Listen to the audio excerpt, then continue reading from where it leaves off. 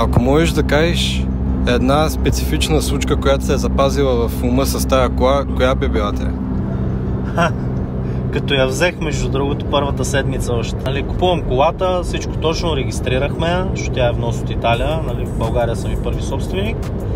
И отиваме аз, жена ми и брати на Макдоналдс да се почерпим. Взимаме си Макдоналдс, къде ще отидем на пожарната да ядем.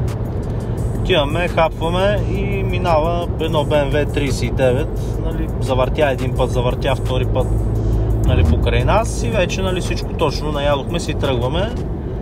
Срещу нас от кръговото, на буркани в насрещното, ни спира полиция и зад нас това BMW, оказа се, че е цивилка. И явно сме им се сторили съмнителни, изкараха ни от колата, отарашиха я цялата, взеха да потъркват ръчички и да викат нова регистрирана количка, нали.